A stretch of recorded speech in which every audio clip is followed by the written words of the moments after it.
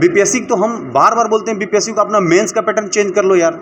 Overview से पता चल जाता है कि कौन बच्चा कितना क्वेश्चन बनाएगा। परिचय मैं करवा दूं दर्शकों, हमारे साथ एनएस राजपूत हैं, जिन्हें जीएस के लिए मास्टर कहा जाता है। ये बोरिंग रोड में इनकी एक संस्था है और उस संस्था में जो अभ्यर्थी जिनसे हमारी बात हो रही है वो अभ्यर्थी इन्हीं के अनुयायी हैं, इन्हीं के अधीन रह के अध्ययनरत हैं। हम इनसे बात करते हैं कि दरअसल ये जो जीएस का फैक्टर है, जीएस का जो फंडा है खास करके सिविल सर्विसेज के लिए, उसमें अगर कैंसिल हो जाता है तो सर ट्रेंड में क्या बदलाव भी हो सकता है क्या? क्योंकि आयोग जो है वो चिढ़ जाती है और फिर हो सकता है वो कठिन से कठिन प्रश्नों को या वही प्रश्न जो है वो घुमा के लाया जाए। किस तरह से अभ्यर्थियों को परेशान करेगी आयोग? देखिए, जहाँ तक बात है कि जो क्वेश्चन का पैटर्न है वो हमको नहीं लगता है कि अपने बहुत ज़्यादा वो बदलाव में आएगा, क्योंकि जो ट्रेडिशनल इसका पैटर्न चलते आ रहा है वही पैटर्न रहना चाहिए।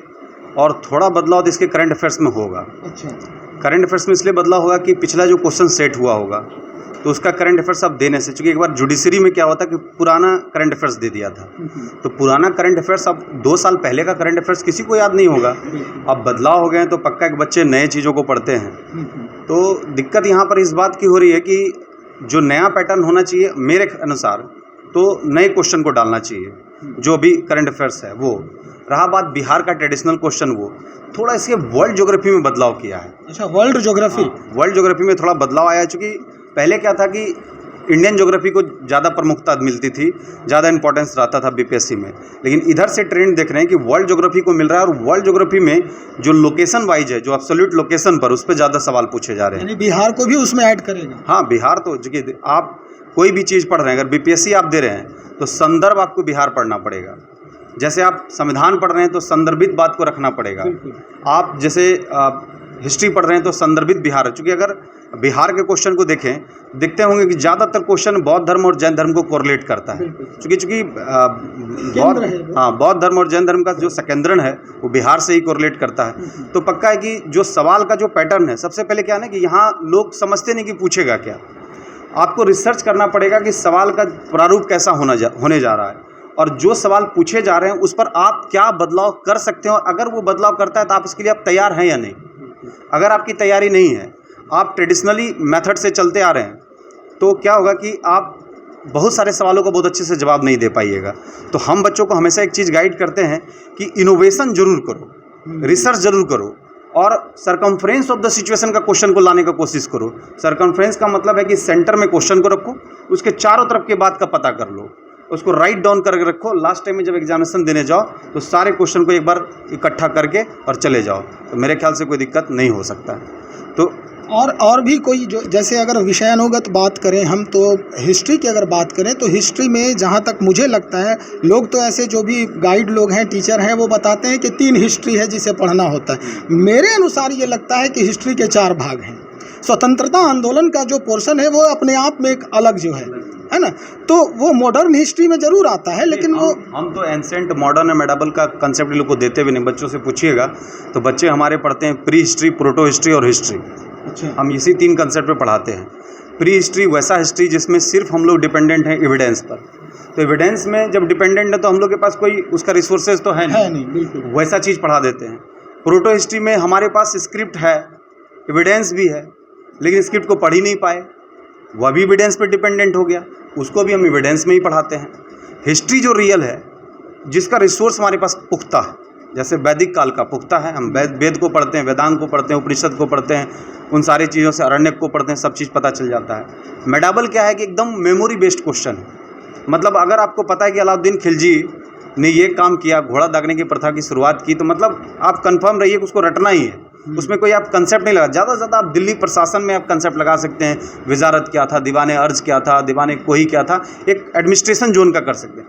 लेकिन फ्रीडम मूवमेंट क्या है कि आपको पढ़ने के वक्त एक चीज़ दिमाग में चलाना पड़ेगा कि फ्रांस उस और इंग्लैंड के बीच जो लड़ाई चल रही थी ऑस्ट्रिया को लेकर, उसका वर्ल्ड का इम्पैक्ट आपके इंडिया पर क्या पड़ा।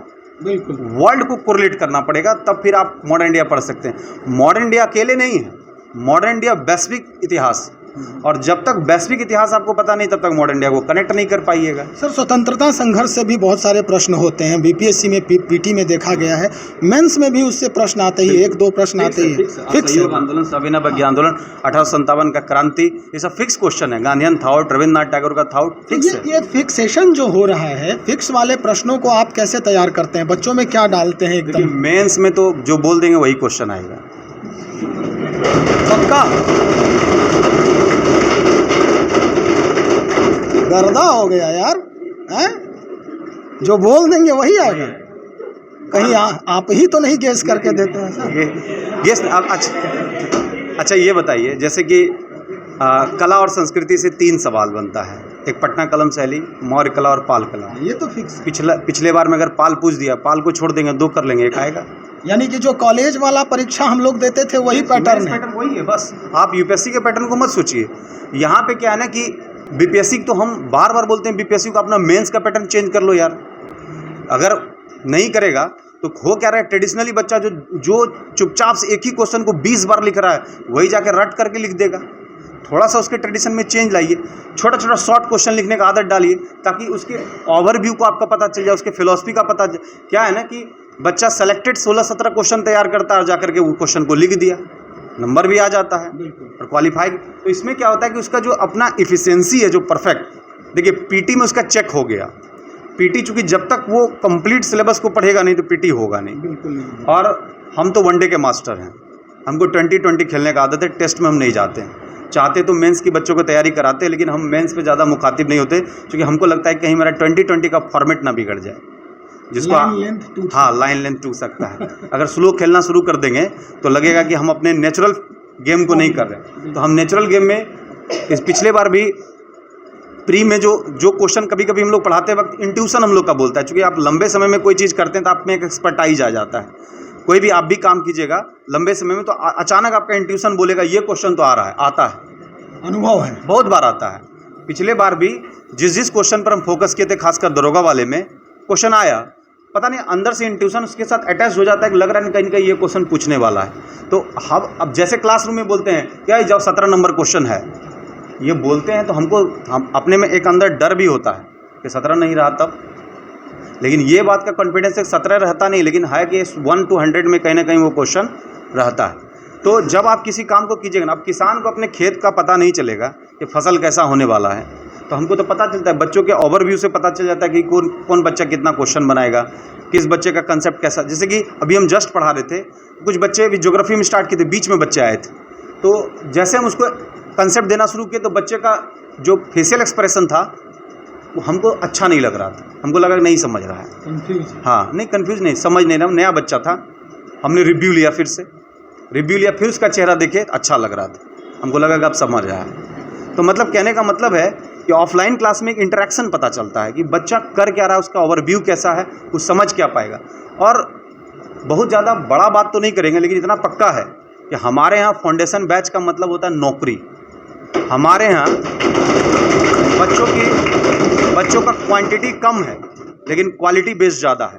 हम हमेशा चैलेंज करते हैं कि हमारे बच्चे जिसको हमने फाउंडेशन पढ़ा दिया, बिहार में शिक्षा जगत के कोई एक ऐसा आदमी क्वेश्चन सेट करे 100 नंबर, हमारा बच्चा भी पार्टिसिपेट करेगा।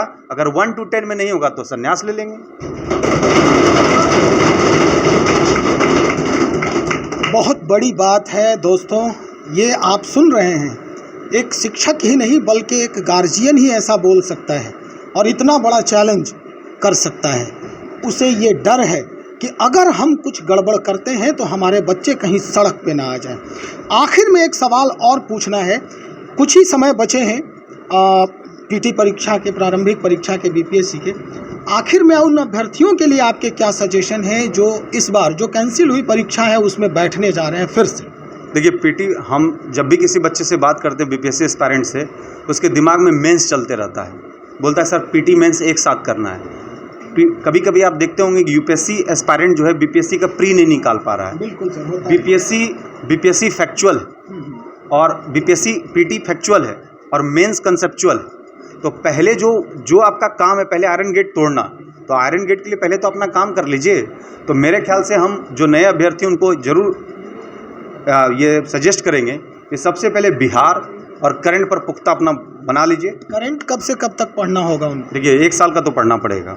मतलब अभी अगर अगस्त में एग्जाम है, बीपीएससी के ट्रेंड की बात करें तो पिछला भी पढ़ लेगा तो ज़्यादा अच्छा है, क्योंकि जुडिशरी में एक बार वो छका चुका है। कहीं ऐसा ना हो कि पुराना क्वेश्चन रिपीट कर दे तो सबके सर के ऊपर से चला जाएगा। तो देखिए अब इसका करंट का अभी हम लोग एग्जैक्ट कुछ नहीं बोल सकते, लेकिन हमने तय किया है कि लास्ट टाइम जब एग्जामिनेशन का कन्फर्मेशन हो जाएगा तो हम खुद बना के लोग को हैंड रिटन देते हैं। हर बार देते हैं, पिछले बार भी दिए थे, सारा क्वेश्चन आया था, इस बार भी देंगे, सब क्वेश्चन आएगा। तो हम क्या करते हैं, खुद से करते हैं और बच्चों को वहाँ बिठाते हैं और बच्चों से पूछते हैं ये क्वेश्चन अच्छा लग रहा है, ठीक है अच्छा लग रहा है, इसको रख लिया जाए, और रख करके कंटेंट बनाते हैं, क्योंकि हम इसके बीच में बैठ के लिखते हैं। जैसे कि पिछले बार दरोगा में क्या हुआ था कि सारे बच्चों को राउंड में बिठाए तो हम बीच में बैठे थे और एक राइटर को रखे थे और सब बच्चा से पूछे एक क्वेश्चन ठीक लग रहा है, उसमें से सहमति अगर 90% बच्चा करता था तो उसको पॉइंट आउट कराते थे। क्वेश्चन ऐसा हुआ कि दरोगा में लड़ा, सबके इतने मोटे मोटे किताब में 200 पेज में से बाहर क्वेश्चन आया, मेरा पतला ही था, मेरा ज़्यादा नहीं लड़ा, लेकिन 6 या 7 क्वेश्चन उसमें आया, क्योंकि सबका एक भी क्वेश्चन बाहर था, इतना मोटा 120 और हमने लगता है 20 या 22 पेज का बनाया था। तो कहा जाता है कि जब आप कंसर्निंग वर्कशॉप ऐसा काम कीजिएगा तब आपका काम सफल होगा।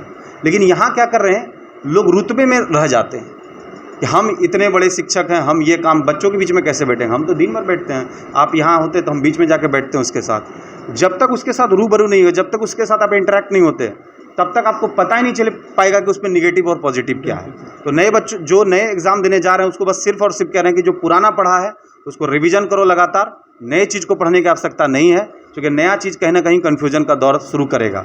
रही बात बिहार और करंट का, लास्ट टाइम में एकदम रगड़ के जाना है, आराम से हो जाएगा। चलिए, तो बहुत शुक्रिया सर आपका। और ये बताना बहुत ज़रूरी है कि अब बीपीएससी जो है वो कोई ट्रेंड चेंज करने नहीं जा रही है, बस थोड़ा सा बदलाव हो सकता है, चूँकि परीक्षा कैंसिल हुई थी और कुछ परिस्थितियां बदल चुकी हैं। दरअसल सरकार में भी परिवर्तन हुआ है और इस बार तो और जो बयान दिया है नए सरकार के जो भी उप मुख्यमंत्री हैं, मुख्यमंत्री हैं, कि पहले तो तेजस्वी यादव जी ने 10 लाख नौकरी की बात की थी, उसमें आपके बीपीएससी के भी नौकरी हो सकते हैं। बाद में 15 अगस्त को गांधी मैदान से नीतीश कुमार जी ने भी बात की है, वो 20 लाख की बात की है। अब आपको उनमें से अपनी नौकरियों को ढूंढने के लिए कई तरह की परीक्षाओं को पास करना होगा। खैर, हम बात बीपीएससी की कर रहे थे और बीपीएससी में जो सर ने बताया कि आखिर में आपको करना क्या है, विशेष आपको इधर उधर ताकने झांकने की आवश्यकता नहीं है, बस जो आपने पढ़ा है उसी को फिर से रगड़ते रहिए और जो करंट अफेयर्स हैं वो एक नहीं बल्कि 1.5 साल पहले वाले जो करंट अफेयर्स हैं उसको भी आत्मसात कर लीजिए।